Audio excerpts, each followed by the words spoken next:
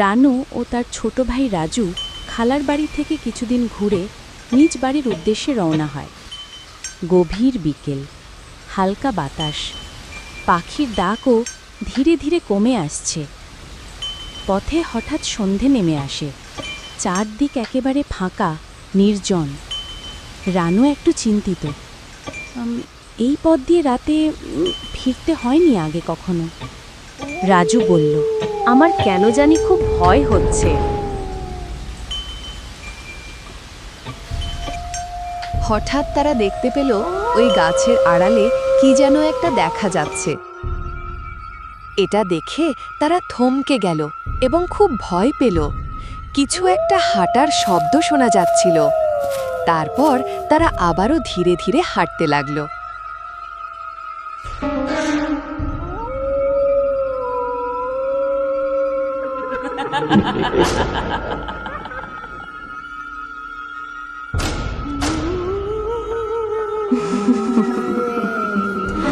আমার এই পথে আজ অবধি কেউ জীবিত ফিরতে পারেনি। তোদের ঘাড় মটকিয়ে তোদের রক্ত খাবো। আমাদেরকে মেরো না, আমাদেরকে ছেড়ে দাও। আমরা তোমাকে আমাদের মায়ের হাতের পিঠা এনে খাওয়াবো। আমাদের মা খুব ভালো পিঠা বানায়। ঠিক আছে, তাহলে আমি তোদের ছাড়তে পারি। তবে যদি আমাকে পিঠা এনে না খাওয়াস, তাহলে তোদের ঘাড় আমি মটকাবই। তারপর রানু এবং রাজু খুব দ্রুত হাঁটতে লাগলো। ভয়ে তাদের শরীর এখনো শিউরিয়ে উঠছে। তারা খুব দ্রুতই তাদের গ্রামে পৌঁছে গেল। এবারের মতো তারা ভয়ঙ্কর ভূতনির হাত থেকে বেঁচে ফিরল। তারপর ঠিক তার পরের রাতে রানু তার ছোট ভাই রাজুকে নিয়ে সেই জঙ্গলের উদ্দেশ্যে রওনা দিল।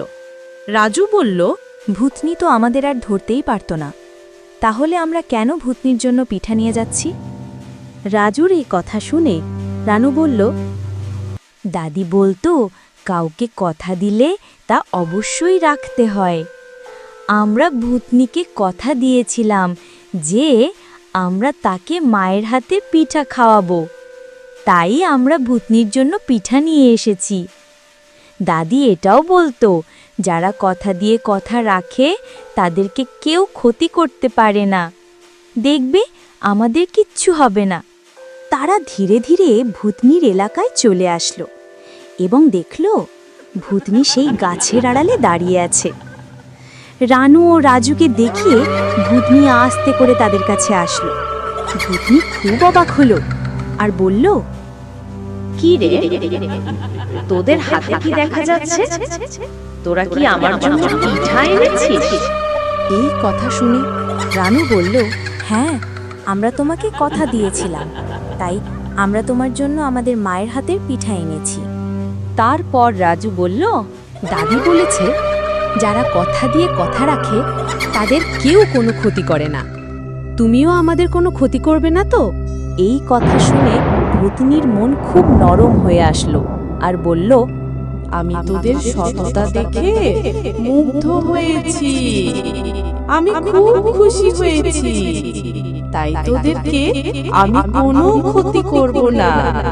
তবে তোরা যখনই এই পথে আসবে আমার জন্য পিঠা নিয়ে আসবে।